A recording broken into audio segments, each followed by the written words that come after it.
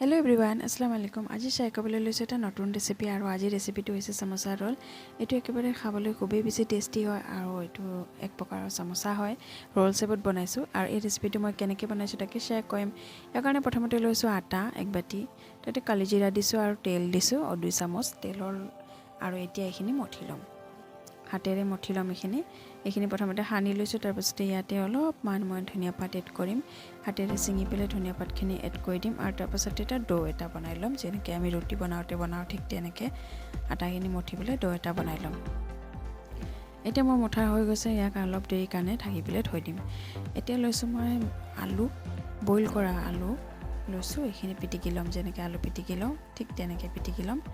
আৰু এইখিনি পিটিকাৰ পাছত এইখিনিতে মই এতিয়া এড কৰিম ব্লেক পেপাৰ, যিটো হৈছে গোলমৰিচ, ৰেড চিলি পাউডাৰ, জলকীয়া গুড়া আৰু নিমখ, সল্ট আৰু অকণমান ধনিয়া পাত।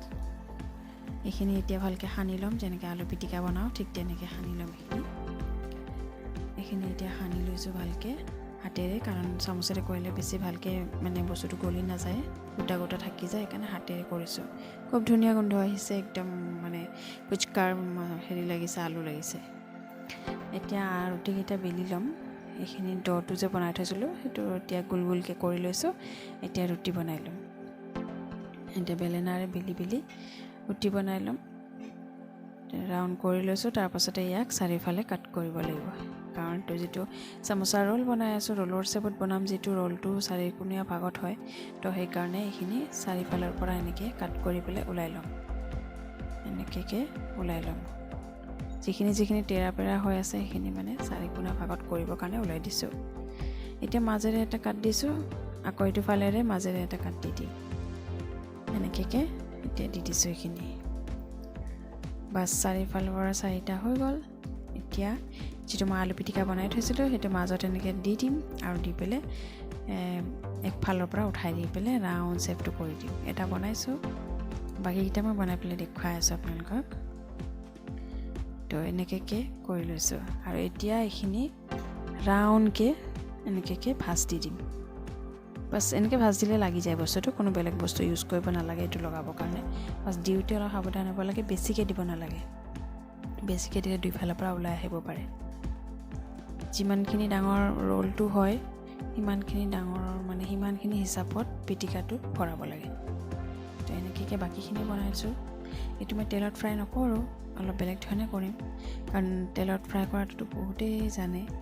তো তেলত ফ্ৰাই নকৰি কেনেও এনেকুৱা সমোসা বনাব পাৰি। যিবিলাকে জিম কৰে বা ৱেট লুজ কৰিব বিচাৰে তেওঁলোকে এনেকুৱা খাব পাৰে। যিবিলাকে ডায়েট কৰে তেওঁলোকৰ কাৰণে এইটো বহুত এটা হেল্ডি ৰেচিপি হয়।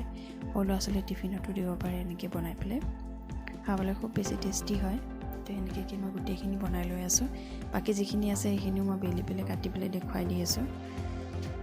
আপোনালোকে যদি আজিলৈকে ট্ৰাই কৰা নাই, বনাই চাব, খুব বেছি টেষ্টি ৰেচিপি হয়। ইয়াৰ কাৰণে ময়দা নহয়, আটাৰে বনাব পাৰি। এনেকুৱা কিছুমান বাহিৰৰ মানুহক দেখিছোঁ বনোৱা, তেওঁলোকে কৰ্ণফ্লাৱাৰ আৰু বেকিং ছ'ডা ইউজ কৰে। মই বাৰু সেইবোৰ ইউজ কৰা নাই, অলপ হেল্ডি টাইপত বনাইছোঁ, সেইকাৰণে মই সেইবোৰ বস্তু অলপ এৰি ধৰি চলিছোঁ।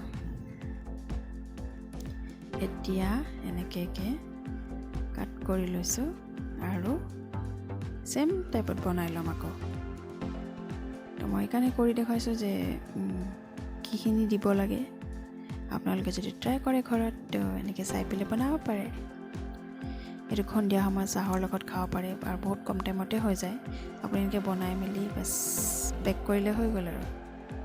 অভেনত কৰিব পাৰে, যিবিলাকৰ ঘৰত অভেন নাই তেওঁলোকে ডেক্সিত কৰিব।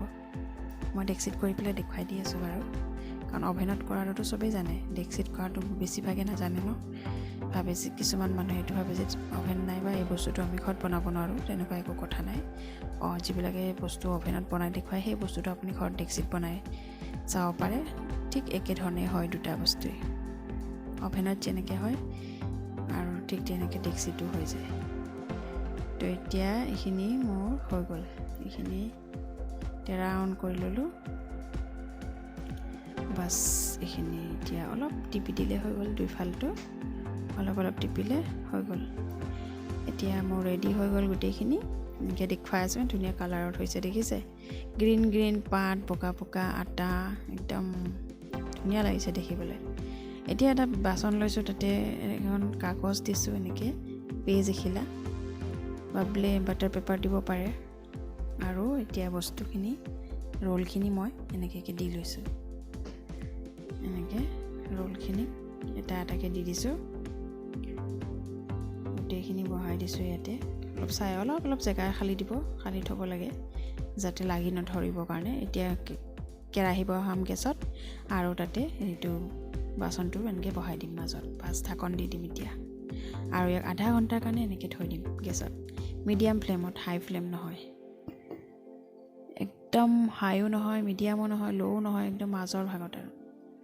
তেনেকৈ থৈ দিছোঁ। আধা ঘণ্টা পাছত দেখুৱাই আছোঁ, দেখিছে বিনা তেলত ফ্ৰাই নকৰাকৈ এনেকৈ হৈ যায়। আপোনালোকে যদি ট্ৰাই কৰা নাই এবাৰ ট্ৰাই কৰি চাব, বহুত বেছি টেষ্টি হয় খাবলৈ, চচৰ লগত খুব ভাল লাগে। সৰু ল'ৰা ছোৱালীক যদি টিফিনত দিয়ে তেওঁলোকে খুব ভাল পাব। আপোনালোকে যদি আজিলৈকে ট্ৰাই কৰা নাই এবাৰ ট্ৰাই কৰি চাবচোন, খুব বেছি টেষ্টি ৰেচিপি হয় আৰু হেল্ডিও হয়। যিবিলাকে ডায়েট কৰে, জিম কৰে, তেওঁলোকে খাব পাৰে, এনেকৈ বনাই চামোচা হিচাপতো বনাই খাব পাৰে। তো সেই আছিলে মোৰ আজিৰ ৰেচিপি। নেক্সট ভিডিঅ'ত আকৌ লগ পাম, তেতিয়ালৈ আহিছোঁ, বাই।